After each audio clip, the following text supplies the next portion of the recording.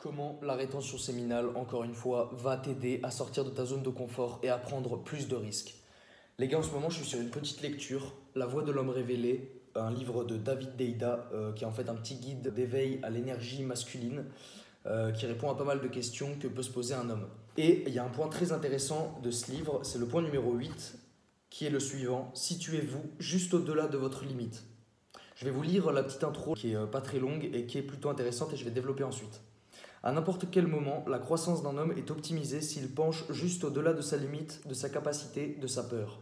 Un homme ne doit pas être trop paresseux, stagnant béatement dans sa zone de sécurité et de confort. Mais il ne doit pas non plus aller trop loin au-delà de cette limite, se stressant sans nécessité, incapable d'intégrer ce qu'il vit. Un homme doit légèrement se pencher au-delà du début de la peur et de l'inconfort, en permanence, dans tout ce qu'il fait. Alors, comment on fait le lien avec la rétention séminale ?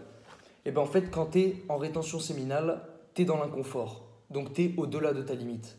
Le problème, c'est qu'aujourd'hui, on ne connaît plus notre limite. Pourquoi ? Parce que les hommes ne pratiquent pas la rétention séminale. Donc tu ne sais pas ta limite, à savoir combien de temps tu peux tenir avant, entre guillemets, de céder à tes pulsions.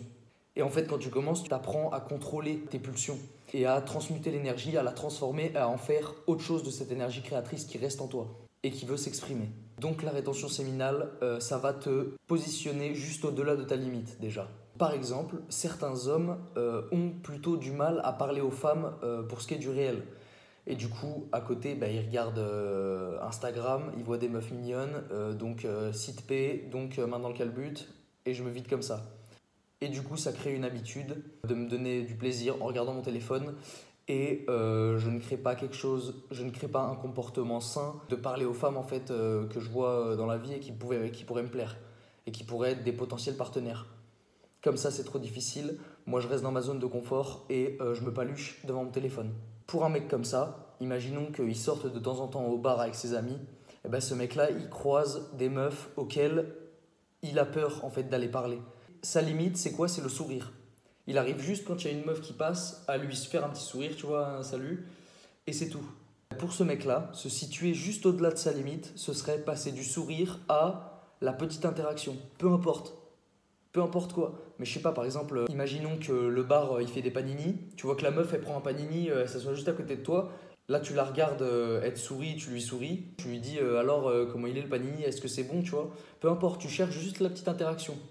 Et déjà, tu te seras surpassé, tu te seras mis au-delà de ta limite. Parce que ta limite jusqu'à maintenant, c'était juste le sourire.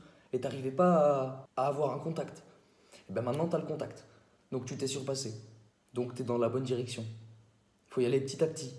Pour ce cas de figure, si tu t'étais situé trop haut par rapport à ta limite, plutôt que de chercher l'interaction simple, la simplicité pour déjà créer un contact, tu lui as demandé son numéro directement parce que tu t'es dit je suis plutôt beau gosse, donc probablement que je lui plais.